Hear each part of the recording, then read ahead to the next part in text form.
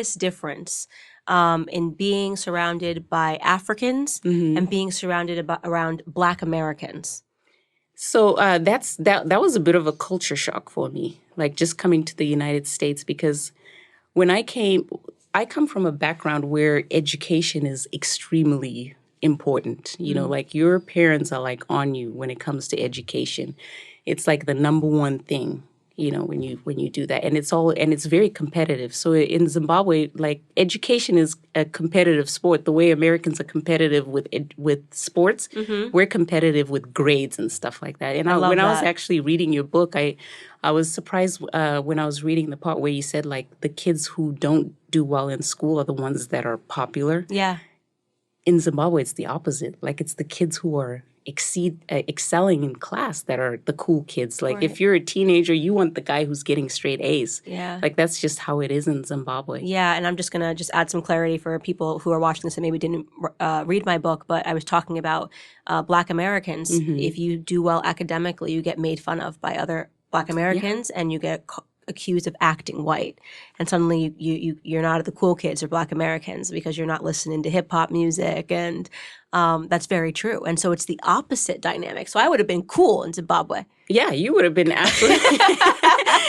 You would have been one of the cool kids. So when you enter a school in Zimbabwe, like you take an entrance exam, and that entrance exam is going to determine what class you fall in. So there's usually like 4 classes. So there's class A, B, C, and D. So if you do well in your entrance exam, you'll get into A class. You know, the ones that do the least well go into D class. So every kid's goal is to be in the A class. And when you make it in the A class, you're part of the cool club. Wow. You know, that's just the way it is. And when you're in the A class, it doesn't mean you have a secured spot. You have to keep your grades high because if you don't, they will move you to class B. And it's quite an embarrassment when that happens.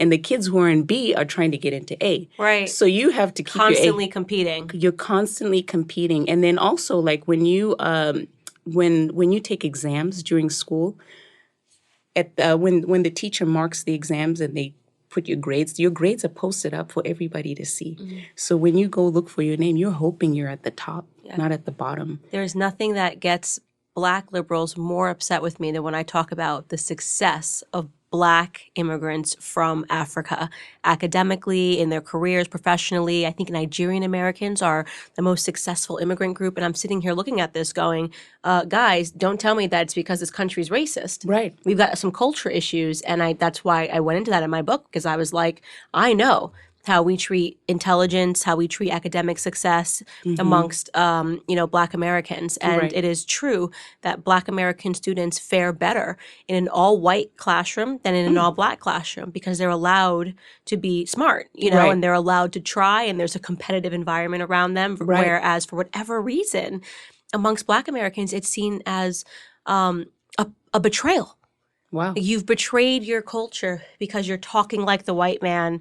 You know what I mean? You're doing what the white man does. It's similar to that Smithsonian list that they posted of attributes of whiteness, they called it. Oh Being my gosh. punctual. Did you see this? Being I saw punctual, like working I couldn't hard. believe it. Yeah. I couldn't believe it. So totally different in Africa, which is fascinating. And that's why I was like, I'm just looking at the statistics and there's obviously a different mentality in Africa. Stronger values, family values, educational values. And you come here and you're shocked to see, how were you treated? Well, you know what? I was treated really well, even by